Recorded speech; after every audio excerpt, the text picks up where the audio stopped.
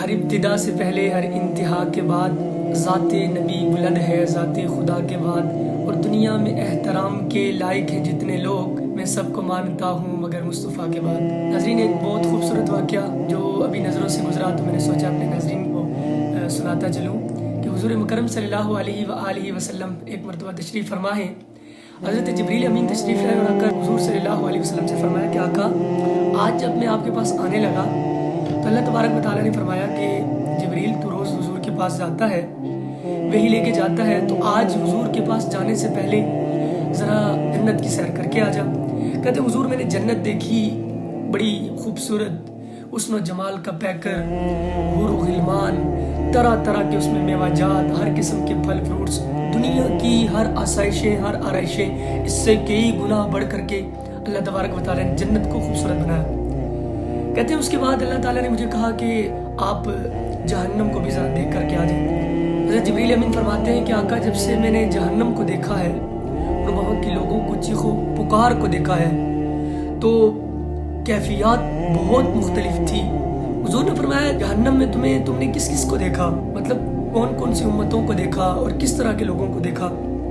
تو حضرت جبریل امین فرمانے لگے کہ آقا، میں نے جہنم کے اندر یہودیوں کو دیکھا، عیسائیوں کو دیکھا، نصرانیوں کو دیکھا، آتش پرستوں کو دیکھا، مختلف گناہوں میں ڈوبے ہوئے مختلف کیٹیگریز کے لوگوں کو دیکھا۔ حضور نے فرمایا کیا میری امت کے گناہ گاروں کو بھی دیکھا؟ تو حضرت جبریل امین خاموش ہو گئے۔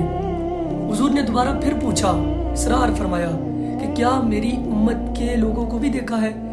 تو حضرت جبریل امین فرمانے لگے کہ آقا، میں نے جہنم کے ایک درجے میں آپ کی گناہگار امت کو بھی دیکھا ہے۔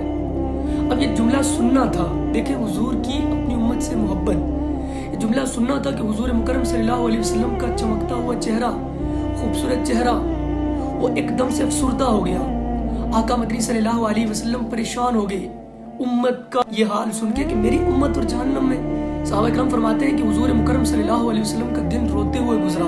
آقا مدنی صلی اللہ علیہ وسلم مسجد میں تشریف لاتے، نماز پڑھاتے، واپس چلے جاتے، آتے بھی روتے ہوئے، جاتے بھی روتے ہوئے، اور حضور مکرم صلی اللہ علیہ وآلہ وسلم کی آنکھوں میں ہر وقت آنسو۔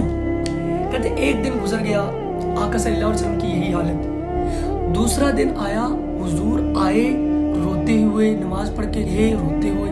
صحابہ کرام نے فرمایا کہ ہم بڑے آپس میں بیٹھے اس بات پر کہ ہم سے کوئی غلطی ہو گئی ہے، کیا وجہ ہوئی ہے کہ آقا مدنی صلی اللہ علیہ وسلم اتنے پریشان، اتنے رو رہے؟ صحابہ کرام فرماتے ہیں جب تیسرا دن آیا تو حضور مکرم کے صحابہ دیوانے مستانے، ان سے کہاں رہا جائے، وہ اور زیادہ تشویش میں مبتلا کہ بھائی کیا ہو گیا۔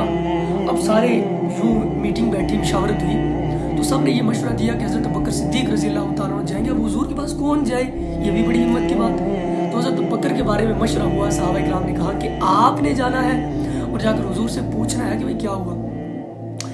حضرت ابوبکر صدیق رضی اللہ تعالیٰ تشریف لے گئے اور جا کے دروازے کو دستک دی۔ آقا مدنی صلی اللہ علیہ وسلم نے پوچھا کون؟ جی صدیق، واپس بھیج دیا گیا۔ حضرت عمر رضی اللہ تعالیٰ کو صحابہ کرام نے مشورے سے بھیجا کہ بھائی آپ چلے جائیں، غلاف کعبہ بھی کالا تھا، رات بھی کالی تھی، حضور مکرم نے بڑے رو رو کے مانگا تھا، آپ جائیں گے تو حضور بتا دیں گے۔ حضرت عمر رضی اللہ تعالیٰ تشریف لے کے گئے، اس پر بھی حضور مکرم نے آواز سنی، کون؟ عمر، کہ واپس چلے جاؤ۔ اب صحابہ کرام اور بھی پریشان کہ حضور کسی سے بات بھی نہیں کر رہے اور اس قدر نڈال رو رو کے حال و بحال، کیا وجہ ہے؟ اب حضرت علی المرتضیٰ کی طرف سب کی نظریں تھیں، انہوں نے کہا کہ بھئی حضرت ابو ذر غفاری رضی اللہ عنہ کے متعلق بھی آتا ہے، حضرت علی المرتضیٰ نے فرمایا کہ بھئی ایک ہے ذات کہ جن کو اگر کہا جائے تو آقا مدنی صلی اللہ علیہ وسلم ان کو اپنا ہاتھ سنا سکتے ہیں۔ اب فاطمہ الزہرا کے دربار میں گئے اور کہا کہ آپ جا کر حضور سے پوچھیں کہ کیا وجہ ہے، ہم سے کوئی خطا ہوئی ہے، ہم معافی مانگنے کے لیے تیار ہیں، ہم گڑ گڑانے کے لیے تیار ہیں، ہمارے مدنی صلی اللہ علیہ وسلم، ہمارے آقا صلی اللہ علیہ وسلم اتنے پریشان، اتنے رو رہے ہیں۔ اب تیسرا دن جب آیا، سیدہ فاطمہ الزہرا کو جب بتایا گیا، انہوں نے جب اپنے والد کے متعلق سنا کہ حضور پریشان، یہ سننا تھا کہ وہ حضور صلی اللہ علیہ وسلم کے پاس آئی اور آ کے دروازے پہ دستک دی۔ اب دیکھیں جب بیٹیاں گھروں میں آتی ہیں نا تو دروازے کھل جاتے ہیں، پھر دروازے بند نہیں رہتے۔ تو آقا مدنی صلی اللہ علیہ وسلم نے جب آواز سنی کہ کون، تو کہا گیا کہ فاطمہ الزہرا رضی اللہ تعالیٰ عنہ، تو حضور نے فوراً دروازہ کھولا اور حضرت سیدہ فاطمہ الزہرا رضی اللہ عنہ کو اپنی جگہ پہ بٹھایا۔ سیدہ نے پوچھا کہ کیا وجہ ہے، آقا آپ 3 دن سے رو رہے ہیں، وجہ ہے تو بتائیں۔ تو تو آقا مدنی صلی اللہ علیہ وآلہ وسلم نے سیدہ فاطمہ زہرا کو بتایا کہ جبریل امین آئے تھے اور یہ کیا کر کے چلے گئے کہ آپ کی گناہگار امت کو میں نے جہنم در دیکھا ہے. جب سے یہ سنا ہے تب سے آنسو نہیں رک رہے. سیدہ طیبہ طاہرہ سیدہ فاطمہ زہرا رضی اللہ تعالیٰ نے جب یہ سنا تو وہ حضور صلی اللہ علیہ وسلم کی یہ حالت دیکھی تو وہ بھی رونے لگی. تو آقا مدنی صلی اللہ علیہ وسلم نے ان کے آنسو پوچھے اور فرمایا فاطمہ بیٹی رونا نہیں ہے، اور اپنے ساتھ ان کا بھی مصلی بچھایا. اب دیکھیں باپ کی بیٹی کے ساتھ شفقت و محبت، لیکن اس کے ساتھ ساتھ امت کے ساتھ لگاؤ اور محبت. کہا میرے ساتھ مصلی بچھاؤ اور میں بھی اللہ سے مانگتا ہوں تو بھی اللہ سے مانگ، اور ہم اللہ تعالیٰ سے اپنی امت کی مغفرت مانگتے ہیں. اب سیدہ طیبہ طاہرہ سیدہ فاطمہ بھی اور خیر الورا بدر الدجا شمس ظہرا جناب رسول اللہ صلی اللہ علیہ وسلم بھی مصلی بچھا کے اللہ تبارک و تعالیٰ کی بارگاہ میں گڑ گڑا رہے ہیں.